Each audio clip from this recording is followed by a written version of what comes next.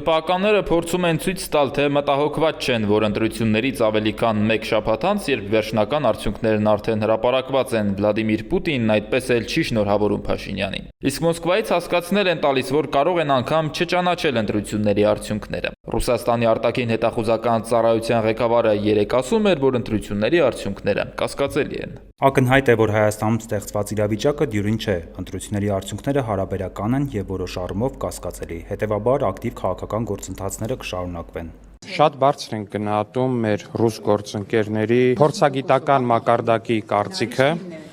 շատ գնահատում ենք մեր ռուս գործընկերների ժողովրդավար ընտրությունների անցկացման փորձի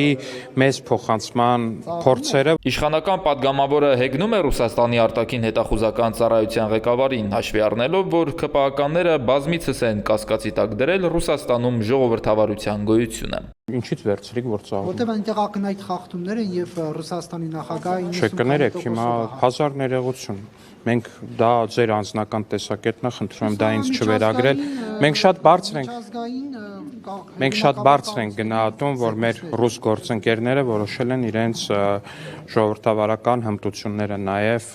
փորձեն փոխանցել մեզ, մենք դա բարձր ենք գնահատում, ենք ուսումնասիրենք նրանց բոլոր հայտարարությունները ու առաջիկայում էլ գիտեք, որ Ռուսաստանում էլ են ընտրություններ անցկացվելու, վստահ եմ նաև դեռ Ռուսաստանը ավելի մեծ, ավելի հարուստ պետություն է, գուցե այնտեղ ավելի լավ են անցկացվում ընտրությունները, կնայենք, կուսումնասիրենք։ Մինչ օդում կախված է մնում, թե ինչ կորոշեն Կրեմլում, ճանաչել ընտրությունների արդյունքները, թե ոչ, հայկական բազմաթիվ ապրանքների մուտքը ռուսական շուկա շարունակում է արգելքի տակ մնալ։ Դրա հետևանքով արդեն իսկ տնտեսական կորուստներ է կանխատեսում Կենտրոնական բանկը։ Մենք փորձել ենք որոշակի զգայունության անալիզ անել, հասկանալու համար, թե եթե շարունակվեն այն պատժամիջոցները կամ այն երևույթները, որոնք որ կան,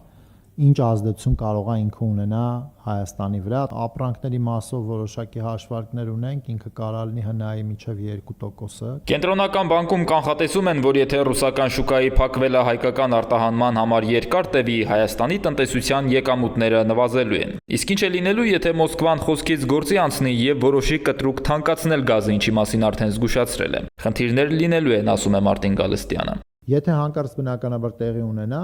ինքը իր այդ բերելու է բնականաբար գնաճ, որովհետև ինքը արտադրության մեջ է նաև ազդելու երկրորդային էֆեկտներ ունենալու։ Գալստյանը սակայն քիչ հավանական է համարում, որ նման բան կլինի։ Նման եզրակացություն անելու համար հիմք է ընդունում այն, որ Ռուսաստանի հետ գազի մատակարարման վերաբերյալ երկարաժամկետ պայմանագիր կա, որտեղ հստակ գին է ֆիքսված։ Քաղաքական իրավիճակը սակայն կարող է դրդել Մոսկվային խզել այդ պայմանագիրը, ինչն անգամ Փաշինյանը չի բացառում։ Կոնկրետ ինչ ռիսկերի է այդ դեպքում բախվելու Հայաստանի տնտեսությունը, եթե հնարավոր չլինի խուսափել այդ սցենարից։ Կենտրոնական բանկի նախագահը ձեռնպահ մնաց թվեր հնչեցնելուց։ Մենք անելու ենք ավելի post factum, եթե տեսնենք ինչ որ զարգացումներ կա ու իրանց ազդեցությունները գնահատելով